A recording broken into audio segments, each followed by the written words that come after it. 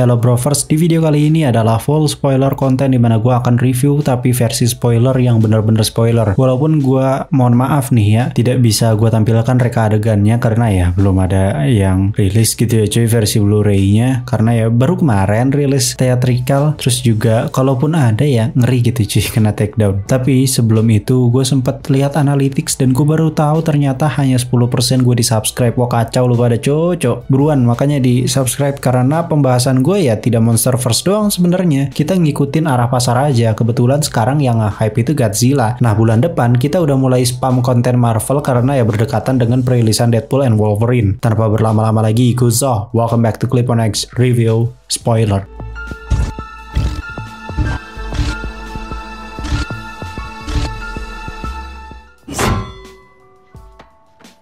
Kita masuk ke plot ceritanya dulu ya. Udah pastilah, lagi versi spoiler ya, gue ceritain dulu sedikit aja. Cuman bukan alur cerita ini ya, cuman ngerangkum sedikit aja, paling 5-6 menitan gitu gue ceritain plot ceritanya. Oke, pertama-tama itu kita bakal diliatin kalau Kong itu beneran netep di Hollow Earth dan berusaha bertahan hidup dari kerasnya alam liar di Hollow Earth. Jadi dia berusaha untuk berburu, dia berusaha untuk bikin jebakan. Jadi bener-bener kayak orang sebenarnya. Makanya kalau misalkan lu nyari sisi manusiawinya dari para Titan ya ini udah dibikin manusiawi gitu cuy. Dan kalau lu mikir, wah Titan nih harusnya dibikin liar lagi ya, nggak bisa cuy, mereka arahnya emang udah ke arah sini. Kalau emang lu pengen nyari scene banyak manusianya, lu tonton Monarch Legacy of Monsters. Berikutnya di sini kita akan diperlihatkan Kong itu yang karena dia sendiri gitu ya, jadi dia mulai merasa kesepian gitu dan berusaha untuk mencari apakah bener ada spesies dia yang lain di Hollow Earth ini gitu. Kayaknya dia nggak yakin kalau dia itu cuma sendiri di sini gitu. Terus barulah ke pihaknya Monarch yang dimana mereka itu mendapat gelombang signal misterius. Sedangkan di sisi lain Dr. Eileen Andrews ternyata sedang fokus dengan Godzilla yang sudah diresmikan oleh Monarch sebagai pelindung bumi. Tapi walaupun pelindung bumi tetap kehendaknya Godzilla ya, terserah kumaha aing gitu ya pokoknya mah. Nah kalau misalkan kalian ngelihat sifat ganas Godzilla ini memang berubah jadi sifat yang semakin manusiawi cuy, yang dimana ya kalau misalkan lu ngelihat di film ini memang sifat ganas Godzilla itu dia udah mulai pilih-pilih gitu cuy. Ada yang memang dia ganas banget gitu ya sama salah satu Titan, ada juga yang ya udah biasa aja gitu, berantemnya berantem biasa aja gitu, nggak sampai yang kayak gimana-gimana gitu. Terus di sini baru deh kita diperlihatkan pertarungan antara Godzilla versus Skyla. Habis itu dia tidur cuy di Colosseum. Nah signal ini ternyata munculnya tuh berkali-kali, nggak cuma sekali doang. Nah signal kedua ini muncul lagi dan dirasakan langsung oleh Jia, Monarch dan juga Godzilla. Ya Godzilla ngerasain juga signal tersebut. Nah si Godzilla itu merasakan sinyal itu dan langsung bangun dari tidurnya di Colosseum dan bergegas. Tapi di satu sisi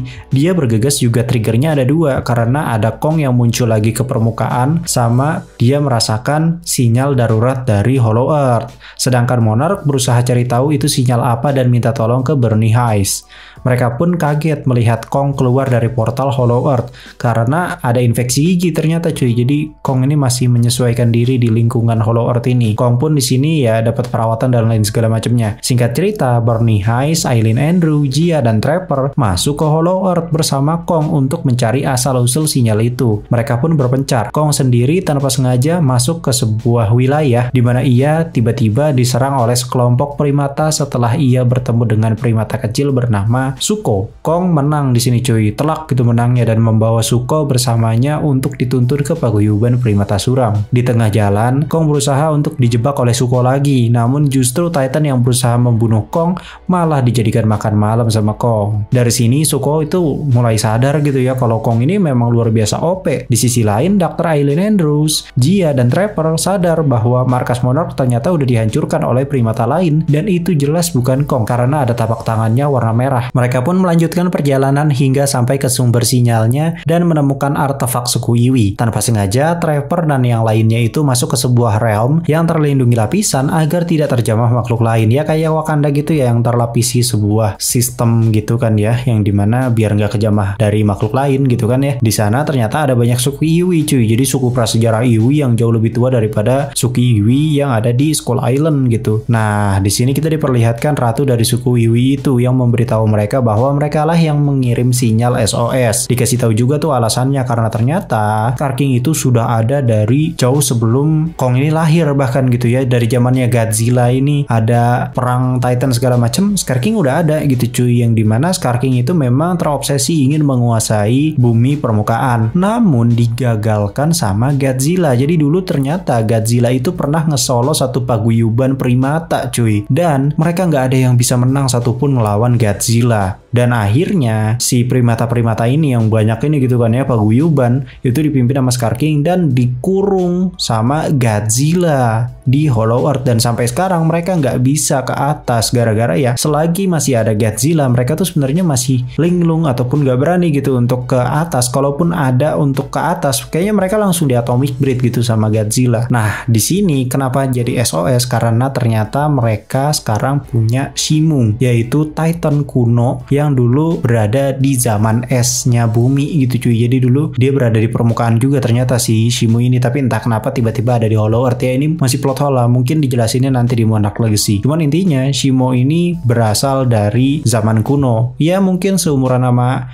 si Godzilla atau justru lebih tua lagi, karena di sini tidak tertulis bahwa Shimo itu adalah Titan tertua. Enggak, berarti Shimo tuh bukan Titan tertua, tapi Shimo dijelaskan sebagai Titan dari zaman kuno. Intinya gitu doang. Di sisi lain Kong pun sampai di paguyuban cuy. Di sana Kong juga terkejut gitu ternyata melihat perbudakan kejam yang dilakukan oleh anak buahnya Scar King. Dengan modal YOLO dia pun memukul salah satu panglima Scar King hingga tepar cuy. Scar King pun di sini turun tangan dan terlibat pertarungan dengan Kong. Dan ya hasilnya ternyata di luar dugaan. Gue kira Scar King menang, ternyata kalah telak cuy dengan Kong. Dan ia akhirnya curang menggunakan kristal biru itu untuk mengendalikan Shimo. Kong di sini akhirnya terluka parah karena kerusakan syaraf akibat kena frostbite-nya si Shimo itu ya. Akhirnya ia dibawa oleh Zuko ke tempatnya suku Iwi. Kong di sini akhirnya diobati dan diberi gauntlet dengan nama Project Power kalau nggak salah. Namun pasukan Scar King ada yang sadar dengan lokasi itu karena ada banyak portal menuju ke atas gitu cuy. Godzilla di sini sudah semakin sadar bahwa ya ini ada beruk nggak jelas gitu ya, berusaha untuk naik ke atas gitu ya. Dan di sini akhirnya dia berusaha untuk ngecharge energinya dengan sumber nuklir di Perancis. Setelah penuh dengan nuklir dia nggak merasa cukup ternyata cuy, padahal udah biru gitu cuy badannya. Dia akhirnya lanjut ke teritorinya Tiamat di Antartika dan langsung membunuhnya dengan easy win gitu ya, karena ya mungkin dia udah banyak banget energinya gitu ya karena tadi habis ngecharge. Nah limpahan energi nuklir yang tadi dia serap di Perancis dia gabungkan dengan limpahan radiasi nuklir juga di sarangan Tiamat hingga membuat ia bermandikan radiasi dan merubah warna dorsalnya jadi pink magenta. Jadi ini udah berkali-kali lipat lebih kuat lagi cuy si Godzilla ini, dan ya udah dia pede gitu cuy. Di saat yang bersamaan Kong ini ternyata sadar bahwa Scar King itu berada di perjalanan bersama Shimo untuk melewati portal yang ada di tempatnya si suku Iwi. Jadi portalnya tuh udah banyak cuy. Nah yang jadi permasalahan adalah di sini Kong tuh kayaknya memang nggak bisa ngelawan Shimo sendirian gitu ya. Mau nggak mau Kong ini akhirnya memanggil Godzilla untuk masuk ke dalam Hollow Earth gitu ya, berusaha untuk membujuk Godzilla gitulah biar ngebantuin gitu.